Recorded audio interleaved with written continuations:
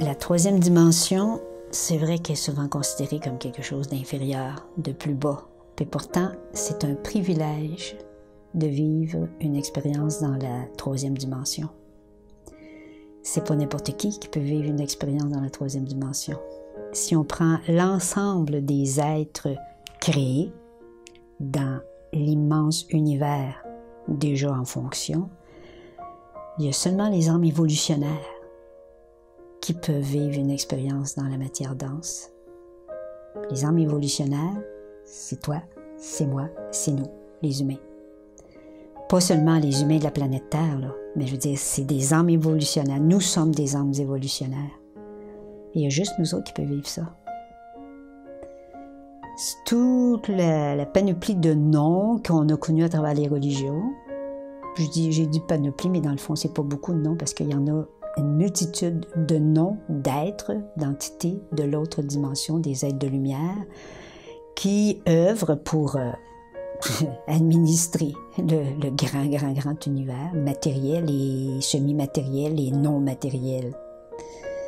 Tous ces êtres-là, ils ne pourront jamais vivre l'expérience de la matière dense. Bon. Tout dépendant de où on est dans notre vie, à quelle étape on est dans notre vie, on peut dire bah, c'est un avantage parce que c'est un enfer de vivre sur la planète Terre. Ça se peut.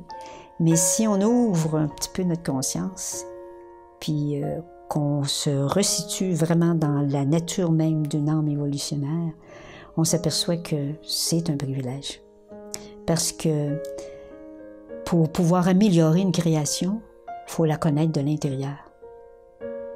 Alors, depuis des milliards d'années que l'univers matériel est bâti, construit, tout ça, ça se fait par expérience des êtres qui ont été créés pour co-créer. C'est une série de essais-erreurs. Comment on fait pour améliorer quelque chose qu'on a créé si on ne peut pas l'habiter de l'intérieur? C'est notre rôle à nous, ça, les âmes évolutionnaires. Alors moi, j'avoue que j'ai pas toujours pensé comme ça, là. Mais à cette période-ci de ma vie, je trouve que c'est un privilège d'habiter la matière, si on comprend bien à quoi ça sert. Et en même temps, quand on comprend bien à quoi ça sert l'incarnation dans la matière dense, bien, ça change complètement l'expérience. On accorde pas mal moins d'importance à notre petite histoire personnelle. On comprend que le passé puis le futur, ça fait partie de l'organisation de la matrice artificielle pour nous maintenir hors contact de notre essence. Puis ben, on commence à comprendre plus le sens de l'instant présent, du moment présent, puis de l'éternité qui se trouve dans le moment présent. Alors, la troisième dimension, c'est le lieu où on peut vraiment parfaire la création totale. Donc, le but d'une incarnation, quand une âme évolutionnaire est prête, ou que c'est son tour, que c'est son moment de s'incarner dans une matière dense, bien, tout le sens de ça, c'est uniquement d'améliorer la création. Perfectionner les véhicules qu'elles viennent habiter. Les âmes évolutionnaires ont toutes le même but ou la même mission. C'est très à la mode de nos jours. Chacun se demande, c'est quoi ma mission? C'est quoi ma mission? Les gens vont voir des médiums pour leur dire c'est quoi leur mission. Mon Dieu, c'est donc dommage. Parce qu'on a toutes la même mission. Exactement la même mission. Transformer la matière, et on commence par la matière qu'on habite. Et tout le jeu là-dedans, c'est de se défaire des croyances, puis des définitions, puis de toutes les informations qu'on a reçues à l'effet, par exemple, à l'effet que nous avons une âme. On n'a pas une âme. Nous sommes une âme. C'est toute la différence. Et que nous sommes une âme et nous venons habiter la matière humaine à travers un véhicule. Ça, c'est une maison, un véhicule. Ce véhicule-là, il nous est prêté. C'est nous autres qui le fabriquons. pour les besoins d'une incarnation spécifique. Et une incarnation dans la matière dense, sur la planète Terre, ça peut être très différent d'une incarnation dans une matière dense, sur une autre planète, dans un autre système solaire, dans une autre galaxie, dans un autre super-univers. Mais partout, la matière dense, c'est pour ça, pour améliorer la création de base. Donc, moi, je considère vraiment, je le répète, là, mais je considère que c'est un privilège.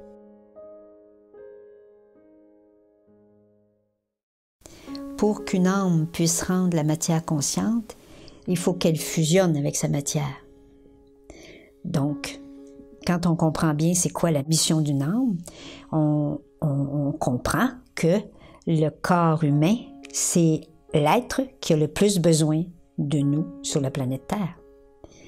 Et que ça peut choquer les gens qui accordent toute l'importance à leur famille biologique, à leur famille reconstituée, à leur amitié, à leur travail, etc. Parce que on vient pour transformer la matière qu'on habite. Et à travers la transformation de notre propre matière que nous habitons, là, on a un effet sur toute l'humanité. On vient libérer une humanité qui est prisonnière d'une matrice artificielle. Fait que tout a été organisé sur la planète Terre pour nous faire oublier ça, cette mission-là qu'on a. Et puis c'est assez bien organisé parce qu'il n'y a pas grand monde qui s'en souvient. Alors, le rôle de l'âme, c'est d'aider la matière à devenir consciente. Une matière consciente collabore avec l'âme. Moi qui ai travaillé beaucoup là-dedans, à partir du processus pranique, puis tout ça, puis notre troisième livre, Transparence, je l'ai appelé « Mon corps conscient ». Je raconte là-dedans toute mon expérience, tout ce que j'ai vécu pour que mon corps devienne conscient. Et maintenant, ben, on travaille ensemble. C'est une collaboration, c'est le meilleur associé qu'on peut pas avoir quand le corps devient conscient. Et toutes les difficultés, tous les problèmes, toutes les souffrances qu'on vit quand on est dans un corps non conscient, mais ça disparaît. Et là, ça nous fait vivre une toute autre expérience. La vie sur la planète Terre, c'est une école. Le corps, ça devient notre habit pour aller jouer dans la cour d'école. Okay? C'est un apprentissage. Et l'âme évolutionnaire, le mot le dit, c'est que quand une âme évolutionnaire est créée dans l'autre dimension, elle est au point zéro, là. Comme la comparaison qu'on peut faire, c'est un véhicule humain, là, un bébé humain, là. C'est zéro, il y a tout à apprendre. Alors, d'une incarnation à l'autre, l'âme évolue.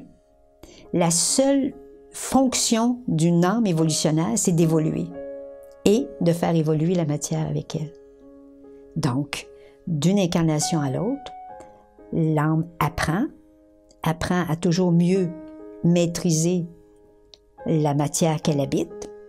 Puis quand l'expérience totale va être terminée sur une planète comme par exemple la planète Terre, l'âme va avoir fini ce cycle-là, puis elle va s'incarner ailleurs, sur une autre planète ou sur une autre dimension. Parce qu'il y a des dimensions de matière dense dans l'univers. Une planète, c'est une matière dense. Il y a des dimensions plus subtiles, de densité qu'on peut voir ou qu'on peut ne pas voir selon notre propre fréquence. Puis il y a des dimensions où la densité est très, très, très éthérée, puis on ne voit pas, on fait juste percevoir, ressentir. Alors l'âme évolutionnaire passe à travers tout ça pour aboutir à là d'où elle vient, c'est-à-dire ce qui est appelé dans Urantia l'île centrale ou le retour à la source. Donc, le but de tout ce voyage-là à travers tous les super univers, puis à travers tout l'univers matériel, c'est d'apprendre à maîtriser une matière pour pouvoir l'améliorer, et sur plusieurs plans. La vie, la source, puis tout ça, c'est uniquement une circulation d'amour. pour moi, se poser un pourquoi dans ce secteur-là, ça fait pas trop de sens parce que l'amour est là. Tu sais, je me demanderais pas pourquoi j'aime quelqu'un. Si j'aime vraiment réellement, je me demanderais pas pourquoi je l'aime. Puis à partir de là, je vais regarder qu'est-ce qui est possible de vivre. Fait que l'amour qui est diffusé à travers la source, c'est ce qui a permis la création. Mais une fois qu'une âme a terminé ça, ses cycles, une fois qu'une âme évolutionnaire est arrivée au bout de son évolution, c'est pas comme dans certaines religions où on nous dit qu'on va s'asseoir à droite d'un grand personnage, là. C'est que les âmes évolutionnaires, c'est des âmes co-créatrices aussi.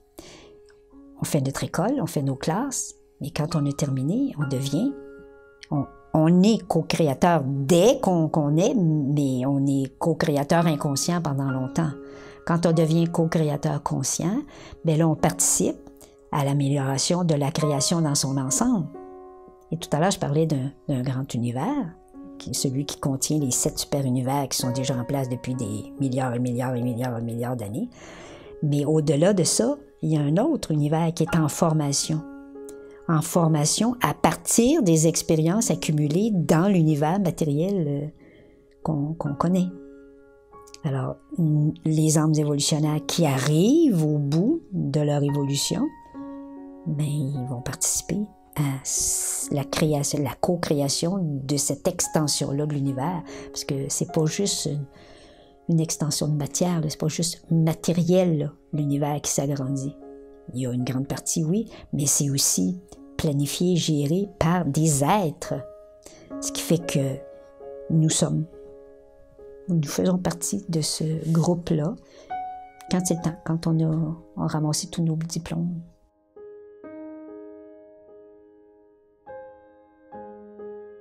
Dans le concret de la vie quotidienne, d'une incarnation bien réelle, là, comment on arrive à rendre un corps conscient? Ben, c'est par l'écoute. Et ça, c'est à peu près la seule chose qu'on ne nous enseigne pas dans la vie. L'écoute, puis pas l'écoute des autres, l'écoute du corps.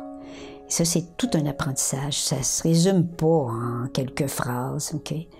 Mais c'est tout l'apprentissage de récupérer le véhicule qu'on habite, d'apprendre à descendre de cette place-là, dans laquelle l'humanité endormie fonctionne à partir de là, de ce qu'on appelle le cerveau de la tête, et puis de venir vivre au niveau du cerveau du cœur. À partir du niveau du cerveau du cœur, là, on est branché directement à ce que les anciens appelaient le circuit sacré. C'est-à-dire qu'on n'est pas simplement une biologie qui fonctionne du cerveau aux cellules, etc. On est beaucoup plus que ça. On est un organisme vraiment électromagnétique, puis relié à tout ce qui existe dans l'univers. Qui fait que le cerveau de notre cœur énergétique, il est directement relié au cœur de la Terre, le sien il est directement relié à celui du Soleil à celui de la galaxie, etc. Étant dans cette conscience-là qu'on est tous unis, mais pas juste unis entre nous, on fait partie d'un ensemble et que quand on respire dans cet ensemble-là, on devient conscient qu'on n'est jamais seul, premièrement des choses, et que l'expérience de la vie sur la Terre, tant qu'on n'a pas vécu l'éveil, c'est une expérience de sommeil, tout simplement, où là, le corps humain fonctionne à partir de ses codes automatiques. Il a été codé pour pouvoir vivre dans des conditions d'inconscience. Ça, c'est pour respecter le libre arbitre des âmes que nous sommes et qui viennent dans un corps physique. Alors, tant que l'éveil ne se fait pas, le corps, avec ses codes automatiques, il assure la survie. Et à partir de l'éveil, ben là, on récupère tous ces codes-là. On peut les transformer pas les transformer, mais les dévier pour installer d'autres codes qui, eux, seront des codes conscients. C'est ce qui se passe avec le phénomène du Prada, là, OK? On passe d'un code automatique où il faut manger de la nourriture matérielle pour survivre, et puis, tranquillement, on fait le passage où on devient responsable de s'alimenter directement. Il faut se nourrir, mais on peut se nourrir d'énergies différentes. Mais là, c'est volontaire. Le corps, il le fera pas automatiquement. Il faut qu'on le choisisse, qu'on le fasse. Alors, on peut faire la même chose avec tous les codes automatiques du corps humain. Mais pour ça, ça prend de l'écoute. Donc, il faut qu'on revienne à soi. Quand on s'installe au niveau du chakra du cœur énergétique, c'est une autre vie. Ça ne nous empêche pas de vivre la vie normale, là, de faire toutes les activités normales de n'importe quelle profession ou n'importe quelle vie familiale. Ça ne change rien, c'est de l'intérieur que ça change. C'est de quel lieu on pose les actions qu'on a à poser. Alors ça, c'est l'écoute, c'est le prérequis pour être capable de transformer une matière. Mais l'écoute du corps. Et ça commence tranquillement. Puis là, ben, on change tout. Au lieu d'interpréter ce qui se passe dans notre corps comme des malaises, des problèmes, des maladies, on perçoit de plus en plus que c'est le langage du corps qui nous invite à de plus en plus d'écoute. De plus en plus d'écoute. Et plus on écoute le corps, plus on peut solidifier notre alliance avec lui et travailler de façon concrète. Mais ça, c'est l'histoire d'une vie. Hein? C'est l'histoire d'une vie.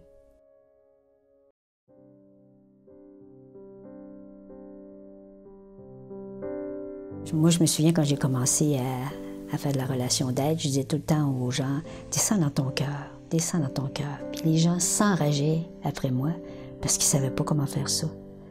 Puis moi, à ce moment-là, je savais y être dans mon cœur, mais je ne savais pas comment montrer aux autres comment y être. Puis j'ai appris, à force de voir les gens s'enrager après moi, il faut que j'apprenne, il faut que je sache comment. Et j'ai appris. Et c'est ça, c'est qu'on n'essaie pas de descendre. Ça descend tout seul quand on utilise la respiration consciente. Et la respiration consciente, je ne parle pas d'exercice de respiration, bien qu'on puisse en faire. La respiration consciente qui nous amène au cœur, c'est l'observation de la respiration automatique, physiologique, de notre corps physique. L'observation de cette respiration-là fait que je ne suis plus identifié au véhicule. Parce que le problème de base de toute l'incarnation, c'est que quand une âme arrive dans un corps, elle oublie, et ça c'est normal, c'est fait pour ça, elle oublie qui elle est et d'où elle vient, donc elle est complètement identifiée au corps physique. Et comme c'est pas encore bien installé sur la planète Terre, en tout cas pas dans les temps qu'on vit, cette compréhension-là, eh bien, les parents n'aident pas les enfants, et tout le monde est identifié au véhicule. Alors, pour cesser de s'identifier au véhicule, c'est pas à coup de volonté, là, c'est avec les respirations. Si j'observe la respiration automatique de mon corps physique, ce jeu-là, c'est qui? C'est pas le corps physique. C'est pas le corps émotionnel, c'est pas le corps mental non plus. Le jeu qui observe la respiration, c'est l'âme évolutionnaire qui vit dans ce corps physique-là. Ça, c'est le premier pas, et c'est automatique. Après quelques secondes d'observation, mais observation pure, là, pas d'analyse, dire « oh ouais, je devrais respirer plus comme ça, ah, ma respiration est courte, c'est comme si... » Pas d'analyse, rien, juste l'observation, comment mon corps respire quand il respire de façon autonome, de façon automatique. Cette observation-là m'amène inévitablement, au bout de quelques secondes, au pire quelques minutes, directement au chakra du cœur. Ça, c'est le point de base. Donc, on essaie jamais. Dans la vie consciente, moi, je dis aux gens, on n'essaie pas. On le fait. Puis, c'est à force de le faire que la confiance se bâtit. Parce que quand les gens me disent, ben, je doute, je ne sais pas si c'est ça, je ne sais pas si c'est mon mental, ben, et moi, je leur réponds tout le temps, c'est ton mental qui te fait douter. OK? Alors, le corps mental puis le corps émotionnel, il faut savoir que ce sont des annexes au corps physique. et que tant qu'on est identifié au corps physique, ils s'associent ensemble, puis c'est le boss. Le mental, l'émotionnel, c'est le boss. Tant qu'on est endormi.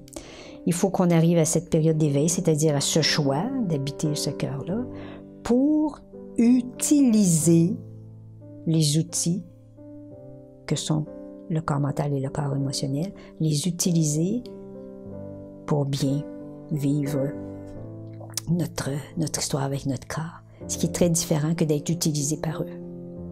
Alors là, on s'approche de tout, c'est quoi l'émotion, c'est quoi les émotions. Alors nous, on a développé, grâce à l'enseignement qu'on a reçu de nos guides de l'autre dimension, on a reçu de belles informations sur les émotions. On travaille beaucoup là-dessus. On a des livres aussi décrits là-dessus, sur la différence entre l'émotion pure puis les émotions.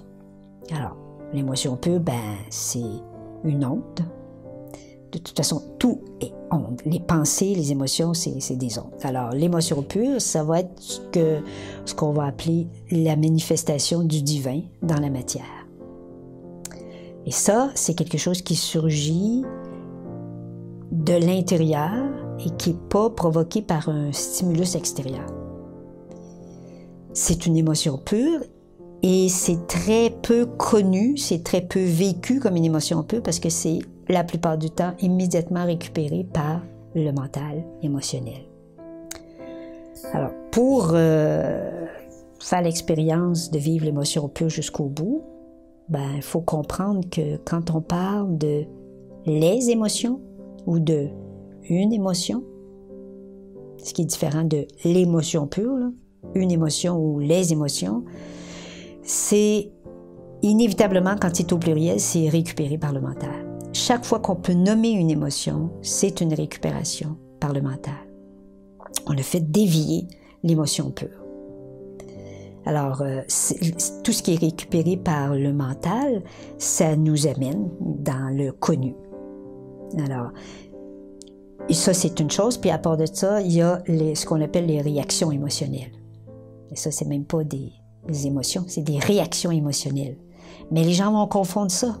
Ils vont confondre. Si quelqu'un me dit quelque chose de grossier, puis ça me fâche, ils vont dire, là, j'ai une émotion, mais c'est pas ça. J'ai une réaction émotionnelle, ce qui est très différent d'une émotion et ce qui est encore différent de l'émotion pure. Dès qu'on peut nommer une émotion, c'est qu'on lui a donné une signification. Et c'est ça que j'appelle la récupération par le mental. Okay? Si je vibre une émotion pure, il peut y avoir des larmes, ça peut être un rire, ça peut être juste des sensations dans mon corps. L'émotion pure, ça se nomme pas, ça se vit. C'est pour ça que c'est super important de respecter quelqu'un qui a une émotion. De ne pas essayer de le consoler, pas lui parler, de juste être présent, d'en profiter, parce que c'est une onde. Fait qu'on sent très bien une émotion qui traverse une personne, on peut en profiter. De respecter ça pour que l'onde fasse tout son parcours à l'intérieur du corps. Quand on laisse l'onde faire terminer son parcours dans le corps, sans la nommer, il y a une information qui sort au bout de ça. Toute onde porte une information. Toute émotion pure porte une information. Il faut juste lui laisser le temps. Alors que si, dès que je ressens ça, que je le nomme, surtout si je suis avec quelqu'un, puis là, je veux dire, il va falloir que je me justifie, que j'explique, là, je suis triste, ou là, je suis en colère, ou là, je suis ci ou ça. C'est là que, on coupe à la racine l'émotion pure. L'émotion pure, c'est ça qui va nous permettre d'apprendre à connaître notre véhicule et à recevoir de l'information sur nous, sur l'âme que nous sommes. Alors, c'est tout un apprentissage, c'est tout un chapitre. Ici, à l'École de vie consciente, ça a une importance très grande. On a travaillé beaucoup, beaucoup, et on continue de travailler sur l'émotion pour vivre la différence, comprendre vraiment la différence entre les réactions émotionnelles, les émotions récupérées par le mental, puis l'onde émotion pure qui est construite. Parce qu'il faut bien savoir qu'il n'y a pas de transformation réelle sans émotion. On parle de l'émotion pure, évidemment. Si des gens croient qu'ils se sont transformés avec des connaissances ou avec des prises de conscience, sans qu'il y ait d'émotion, il n'y a pas de transformation. Il peut y avoir des changements, beaucoup de changements, mais pas de transformation réelle. Il faut bien voir la différence. C'est un point sur lequel on travaille beaucoup ici à l'École de vie consciente, la différence entre une prise de conscience puis une transformation. La plupart des gens s'arrêtent à la prise de conscience, croyant s'être transformés. Mais c'est juste une étape. Et même la prise de conscience, elle a déjà 3 niveaux différents. Il y a une première prise de conscience qui est mentale. On apprend une information, soit en lisant, soit les gens nous parlent, nous disent quelque chose, ou on se rend compte de quelque chose, mais on l'apprend. Ah, bon, on peut nommer ça. Mais il n'y a pas de transformation après ça. C'est juste quelque chose qu'on sait. Après ça, il faut que cette prise de conscience-là soit vécue au niveau émotionnel.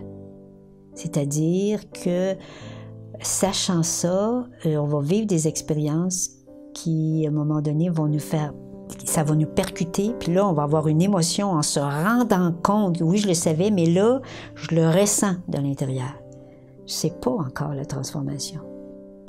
Pour arriver au niveau de la transformation, il faut que la prise de conscience, ça se rende au niveau cellulaire.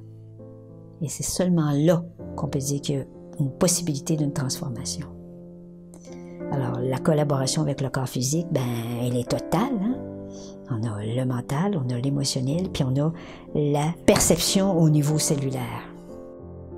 Toute l'information est au cœur de chacune de nos cellules. Aujourd'hui, la science, elle en parle bien de ça, là, au niveau vraiment physique, puis au niveau des hologrammes, puis tout ça, là, toute la matière toute l'information qui est contenue dans chaque particule. Mais on le vit, ça, notre corps est fait de ça. Alors, toutes nos cellules savent tout. Okay. Le chemin, c'est un chemin d'humilité pour aller prêter l'oreille à nos cellules, plutôt que de se gargariser des connaissances qui viennent de l'extérieur et qui n'ont rien à voir. Puis regardez les grands êtres qui parlent sur la planète de nos jours, les grands êtres qui animent l'humanité de nos jours. C'est des êtres qui ne vont pas aller à l'école puis qui accumulent les diplômes. C'est des êtres qui ont appris de l'intérieur, qui ont écouté à l'intérieur avec des vies souvent parallèles. Puis au moment de verbaliser, de vouloir partager ça, ils ont, dans un premier temps, été écartés de la voix traditionnelle. Mais c'est ça. Nos cellules savent. On a juste à écouter à l'intérieur. L'écoute du corps conscient, c'est la véritable histoire d'amour. Ce qu'on appelle, nous autres ici, nos histoires d'amour, nos histoires amoureuses, ça n'a rien à voir avec la véritable histoire d'amour entre une âme évolutionnaire et le corps qu'elle habite.